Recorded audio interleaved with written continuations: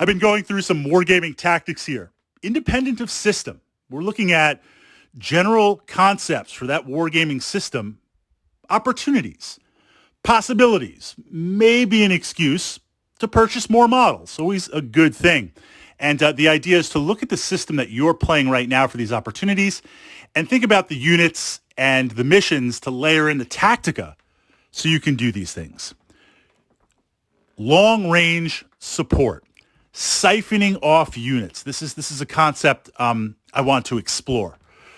So there's this idea if we're playing on a traditional wargaming table. It's got a fixed size. You know, what that size is depends on the availability. It also kind of depends on the type of war game. Usually there's a somewhat fixed element. Sometimes bigger, sometimes smaller. Generally speaking, you can't exit the table. There might be some leadership tests. There might be a morale test or a panic break where you're forced to leave the table. But for the most part, you have to stay on the table. You can't move off, and if you're destroyed, you're destroyed. There are some other elements where you can leave and come back on. Like example, in Battletech, if I'm using air support, my air support can move off the table and then cycle back on next turn, and that represents the fact that the air support's up there in the air, and it's coming down, it's strafing, it's engaging those mechs, engaging those ground units, and then it's making another pass. But generally speaking, your stuff's on the table. That's where it needs to be. So one of the things of siphoning is, at the beginning of the game, whatever number of units that we have, that's all you have for the mission. For the most part. There are some rules where you can recycle units back on. There might be some rules where you can generate summons. Put that aside for a moment. You got what you have and I have what I have. Every single turn that the game continues, turn 1, turn 2, turn 3, turn 4, turn 5, turn 6, your army and my army is getting less and less through loss of units. Stuff's getting blown up. Stuff's getting destroyed. Stuff's running off the table. I make a mistake. Right? I remove some models. Hopefully you lose more stuff than I do quicker from my attacks and your mistakes than the other way. But essentially, every turn we're getting weaker and weaker and weaker. So this idea of siphoning off units is where, based on the mission, based on the army I have, I can't exactly tell you what this is without talking about a specific system. And again, I want to explore this so you can plug this in to your system and that game that you have coming up next week or in a few days where you need to win it at the club, right? We all know who you're going up against. You need this win. I want to give you that tech. I want to give you that talent. I want you to take it and utilize it. So I'm not diving into a specific system because I want you to be able to address that in your system, look for that in your system. But essentially, I'm looking to take the bulk of my army and throw it against the bulk of your army. If I'm at 80% and you're at 80% model mass, the models we currently have on the table, the units, and I keep back 20 or 30% in my deployment zone for whatever reason, I'm throwing less at you. You know, I'm throwing 50, 60, 70% versus your 80. Just on volume of dice, you're going to torrent me down and you're going to defeat me. So I'm looking to take all of my army and put it towards the mission. Siphoning units.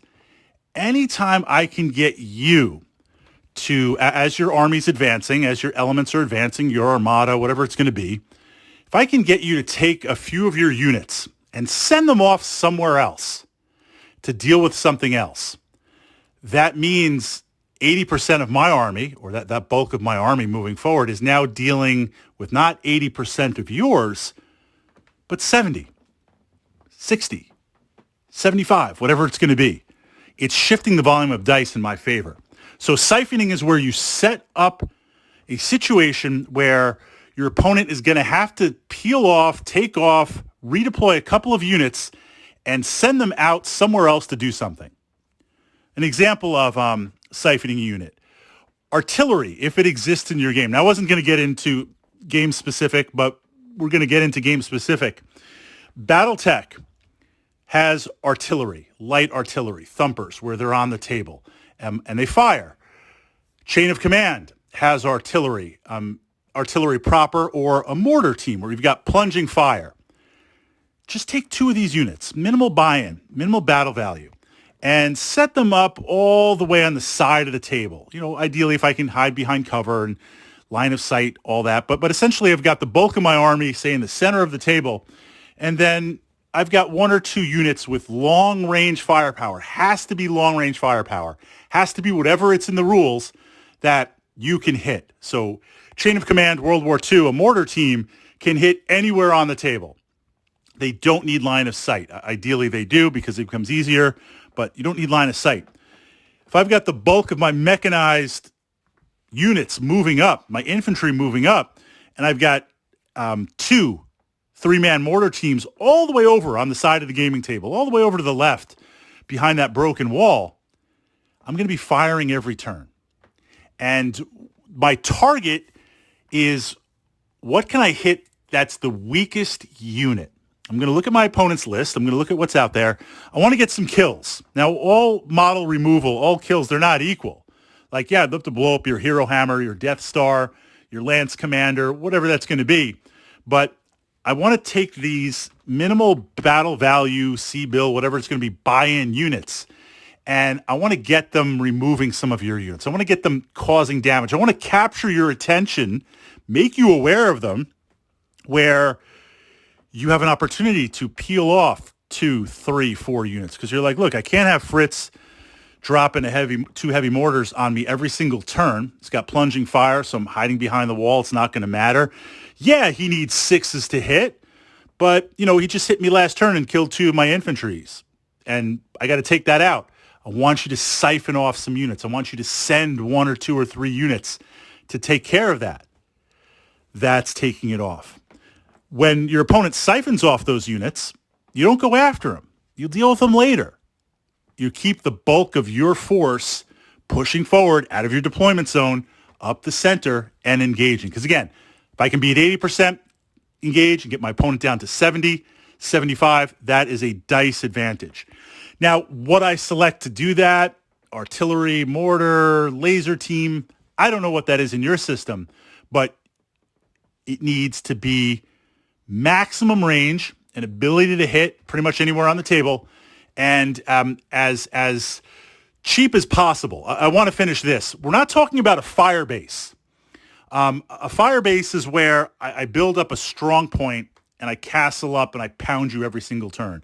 I'm going to jump into a system here just so we can kind of visualize it. If you play BattleTech, this will make sense. If you don't play BattleTech, I encourage you to play BattleTech and check out the BattleTech playlist on my channel. But I'm going to kind of framework it out.